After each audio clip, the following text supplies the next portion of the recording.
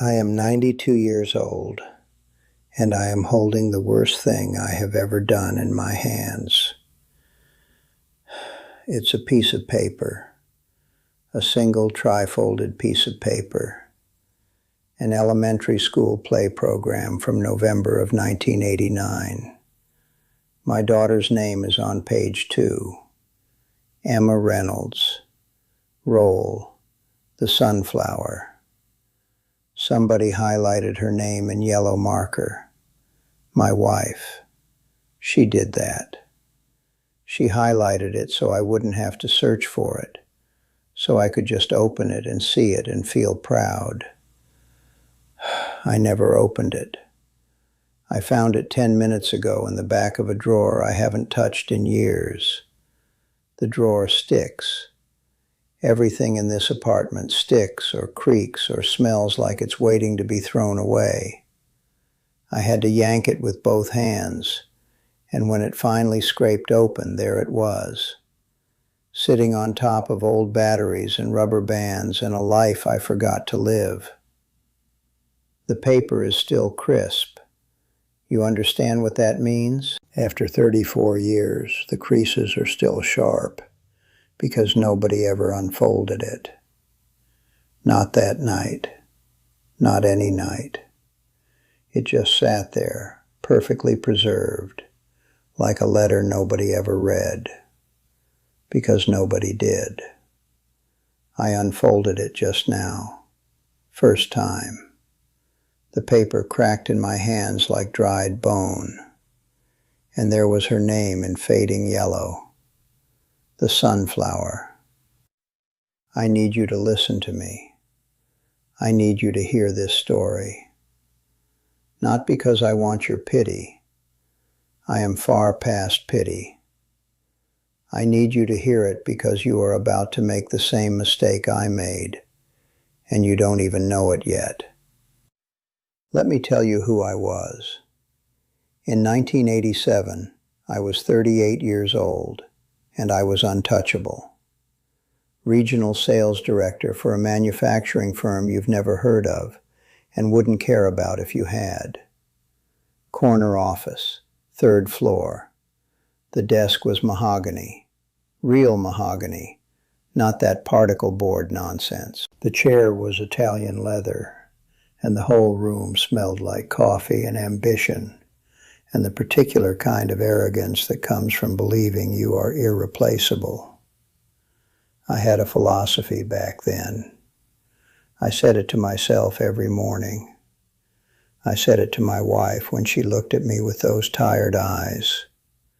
I said it like it was scripture, like it was the truest thing any man had ever spoken. I am building security for this family. One day they will thank me. One day they will thank me. I want you to really hear that, because that is the lie. That is the exact lie that will eat your life from the inside and leave you sitting in a one-bedroom apartment at 92, unfolding a piece of paper that should have been unfolded 34 years ago.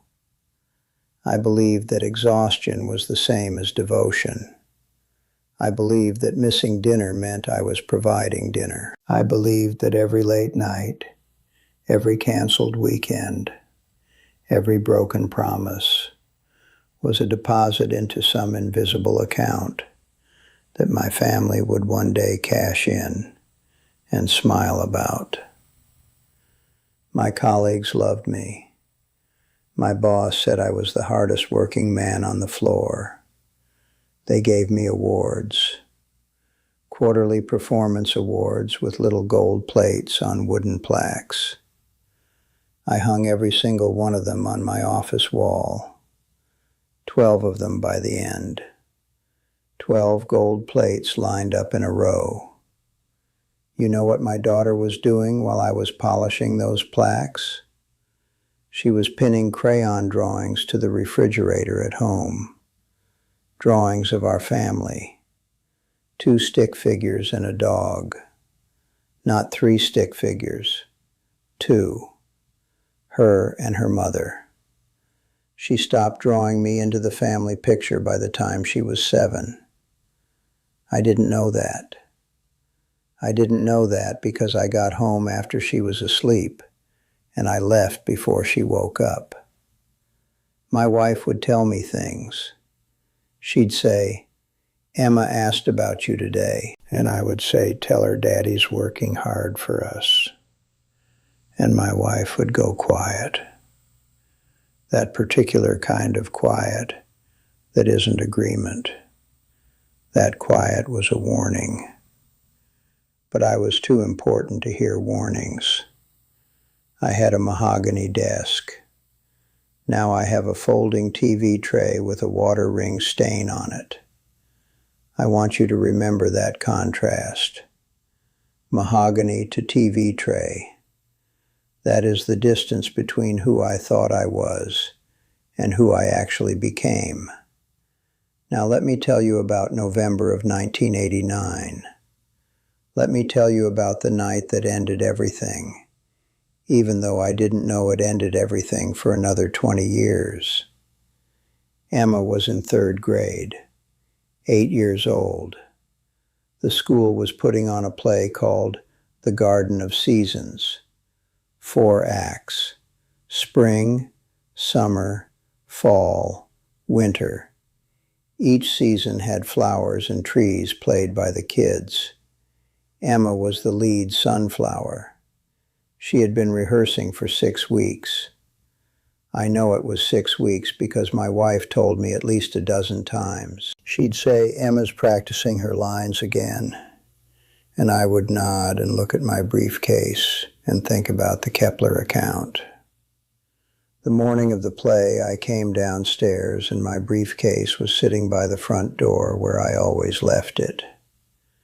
But on top of it was the program, tri-folded, Emma's name highlighted in yellow, and stuck to the front was a post-it note in my wife's handwriting. 5 words. 6:30 p.m. Please, Robert. Please. That word. That single word did more work than any sentence she had ever spoken. It meant she already knew I might not come. It meant she had been let down enough times to know that asking wasn't enough, that she had to beg. And she compressed all of that begging into one word and stuck it on a post-it note and hoped. I put the program in my briefcase. I told myself I would be there. I believed it. I honestly believed it. And that is the most dangerous part of this whole story. That I was not a man who decided to skip his daughter's play. I was a man who decided to go and then let something smaller and louder take its place. At 5:45 that evening, I was packing up. I was going to make it. 15 minutes to drive to the school. I would walk in right as the lights dimmed. I had it planned. And then my phone rang. My VP. A client was threatening to pull a contract. 6 figures. He needed me in the conference room in 10 minutes. I looked at my briefcase. I could see the corner of the program sticking out of the side pocket. Yellow highlight just barely visible. And I stayed. I sat in that conference room for 4 hours. The table was long and cold and covered with spreadsheets that meant nothing and mean even less now. The fluorescent lights buzzed the way fluorescent lights always buzz. That low electrical hum that sounds like the building itself is bored. We talked about margins. We talked about retention strategies. We talked about things I cannot remember even if you paid me, because none of it mattered. Not one word spoken in that room on that night exists in any form anywhere in the world today. But 2 miles away, in a school gymnasium that smelled like floor wax and tempera paint, My daughter walked onto a stage wearing a yellow petal headpiece made of construction paper and pipe cleaners. The gymnasium was warm. I know this because my wife told me later, years later, in one of those conversations that wasn't really a conversation but more of a sentencing. She said the room was packed, folding chairs squeaking against the floor, parents coughing, a baby crying somewhere near the back. The lights went down, and the children's voices rose up in some song about seeds and sunlight, the kind of song that only matters if you are there to hear it. Emma stood at the front. She looked out at the audience. She found her mother in the third row. And then she looked at the seat next to her mother, the empty seat. My wife said Emma's eyes stayed on that seat for a long time, too long for an 8-year-old who was supposed to be singing. And then she looked away, and she kept singing, but her voice got quieter. My wife said you could see it happen. You could see the exact moment the light dimmed behind her eyes. Not anger, not tears, something worse, understanding. She understood that I wasn't coming, not late, not stuck in traffic, not coming. I got home at 10. The house was dark except for the kitchen light. My wife was sitting at the table. She didn't yell. She didn't cry. She just looked at me the way you look at something that has finally confirmed what you always suspected. The program was on the counter, still folded. She had brought it home and set it there, maybe hoping I would pick it up and ask how it went.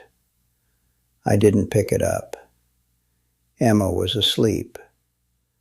I stood in the doorway of her room and watched her breathe. The yellow petal headpiece was on her nightstand. One of the pipe cleaners was bent. I almost went in. I almost sat on the edge of her bed and touched her hair and whispered that I was sorry. But I told myself I would make it up to her tomorrow. There would be other plays, other chances. I closed the door. Nobody in that house said a word about the play. Not the next morning. Not the next week. Not ever. The silence around it was so complete, it was like the night had been sealed in glass. And that silence did not stay in that night. It grew. It moved into every room. It sat at every dinner table. It rode in the car on every quiet drive. My daughter did not become angry with me. She became something much worse. She became someone who simply stopped expecting me to show up. That is what I taught her. Not with cruelty, not with shouting, with an empty chair. Now let me tell you about today. I live in a 1-bedroom apartment in an assisted living facility that smells like disinfectant and reheated meatloaf. The fluorescent light in my bathroom flickers. The hallway outside my door is long, and I can hear footsteps all day. Shoes squeaking on linoleum, but they never stop at my door.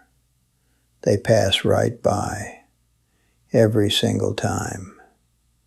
Emma calls me once a month, the first Sunday, like clockwork, like an appointment. She asks how I'm feeling. I say fine. She asks if I need anything. I say no. She tells me about her week. I listen. The call lasts 15 minutes, sometimes 14. Never 16. She is not cold. She is not cruel. She is polite the way you are polite with someone you have no obligation to love, but choose to tolerate out of duty. She learned that distance from me. I taught it to her one empty seat at a time. The program is sitting on my TV tray right now, unfolded for the first time in 34 years. Emma Reynolds, The Sunflower, highlighted in yellow marker that is faded almost to white. And here is the part that should make you sick. In 1994, 5 years after that play, my company restructured. They eliminated my position on a Tuesday. By the following Monday, a man named Dale something was sitting at my mahogany desk, drinking coffee from my mug. 5 business days. That is how long it took to replace me. 1 week. Every late night, every missed play, every time I chose that conference room over my daughter's face. All of it purchased me exactly 1 week of relevance to people who forgot my name before the year was out. My daughter's silence has lasted 34 years and counting. You tell me which one was the real cost. Now I am going to talk to you, not around you, to you, the person watching this right now.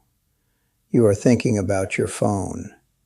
You might actually be watching this on your phone. The same phone you are going to glance at during your kid's next recital or soccer game or school play, while you check an email from someone who will not remember your name in 5 years. Put it down. I know what you are telling yourself. You are telling yourself the same lie I told myself. Just this once. Just this one deadline. Just this 1 quarter. I'll make it up to them. You won't. You will not make it up to them because there is nothing to make up. Every moment your child looks for you and finds an empty seat, that is not a debt you are accumulating. That is a lesson you are teaching. And the lesson is simple. The lesson is, you are not important enough for me to be here. You think your job is going to reward your loyalty. Your company will post your job listing before they post your obituary. Your boss will send flowers to the funeral and hire your replacement on the drive home. That is not cynicism. That is a fact I purchased with my entire life. Your child will not replace you that fast. Your child will take years, decades. They will do it so slowly you won't even notice until you are sitting in a room that smells like floor cleaner, holding a piece of paper with their name on it, realizing that the yellow highlight has faded, but the absence never did. There is a seat somewhere with your name on it, not a desk, not an office chair, a plastic folding chair in a school gymnasium that smells like floor wax and sweat and childhood. Your kid put that seat there for you. They are saving it. Right now, today, they are still saving it. Go sit in it before they stop saving it for you.